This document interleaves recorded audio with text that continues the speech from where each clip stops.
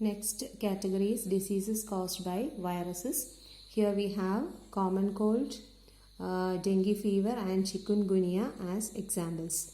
So common cold, it is caused by virus, and this mainly affects the upper respiratory tract, not the lungs, but it is the upper respiratory tract which is being infected.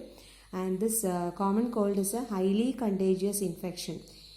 It spreads very fast from one person to another. And as a result of common cold, it produces swollen, inflamed lining in the nose, throat as well as larynx. You know, larynx is the voice box. So the main areas which are being inflamed by the influence of common cold virus is the nose, throat and larynx. And the mucus from the nose is highly loaded with the common cold virus.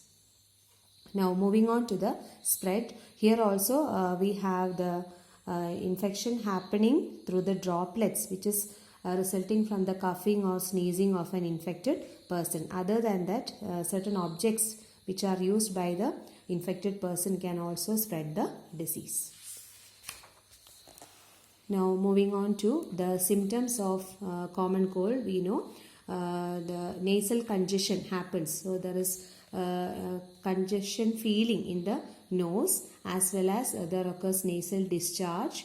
And the second symptom is runny nose. Always there is mucus coming out from the nose. Then sore throat. It can, since it affects the throat region, there may be pain and swelling in the throat region. So it causes sore throat. Then headache and a stuffy feeling in the front portion of the head. So that is a symptom of common cold. Now how we can prevent it? The first and foremost thing is inhaling the steam. So that is the normal thing which we do when we have common cold. Inhale steam. At the same time we can drink a lot of fluids in order to replace the fluids that is being lost as a result of the common cold. Now moving on to the next disease under the viruses, that is dengue fever, which is caused by the dengue virus, and it is also known as breakbone fever because it mainly affects the joints. So we also call it as breakbone fever. Mainly this is affecting the muscles and the joints. Now the causative agent of this dengue fever is a particular virus which we call as flavivirus. And there are different strains of this flavivirus that we call as dengue virus 1, dengue virus 2, dengue virus 3 and dengue virus 4. So these different strains we call as serotypes. So serotypes are the different strains of dengue virus. And they are called serotypes because these interact with the blood serum, human blood serum, in different ways by the production of antibodies present in the serum. Next, moving on to the transmission of dengue fever. The mosquito which is acting as a vector in the case of dengue fever is Aedes mosquito, AEDES. So it is transmitted by Aedes mosquitoes, and the species is Aedes aegypti. And this Aedes mosquito, they bite during the daytime, and the primary host of this virus, that is the dengue virus, is the humans. So the female mosquitoes, that is the female Aedes mosquitoes, after sucking the blood from an infected person, it gets itself infected with the virus, that is the dengue virus, in its gut region. And from the gut region, after 10 days, the virus will spread to the salivary glands of the mosquito, thereby reaching the saliva of the mosquito. And when this infected mosquito bites another person, the person gets infected with this virus along with the saliva of the mosquito. So when it bites that particular person, its saliva mixes with the blood of that person, and along with that the virus also penetrates the skin.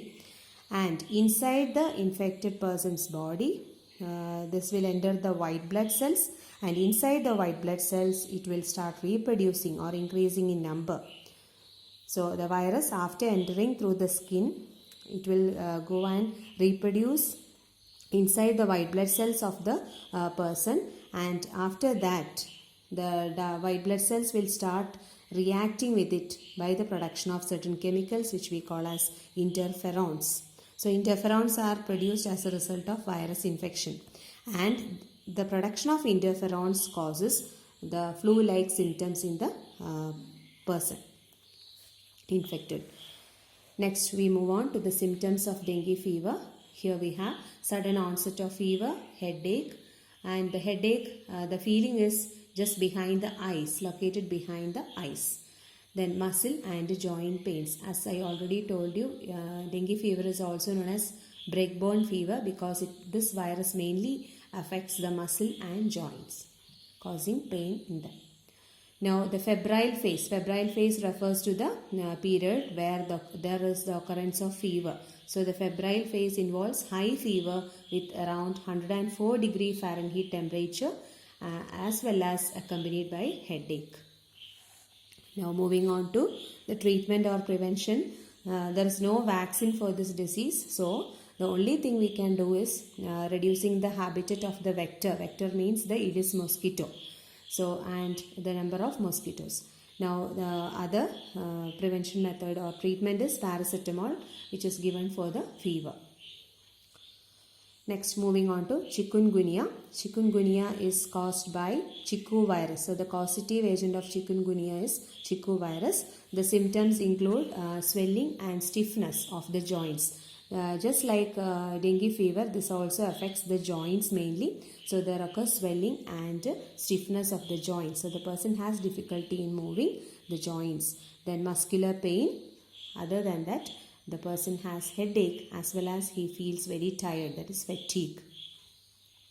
Now how this is transmitted. Here also the involvement of Aedes mosquito is there. That is, by the bite of Aedes mosquito, the infection is transferred from a healthy person to from an infected person to a healthy person. Now next one is prevention. So prevention can be done by the control of the vector, that is the mosquito should be controlled, and we have to avoid or eliminate the breeding places of the mosquito.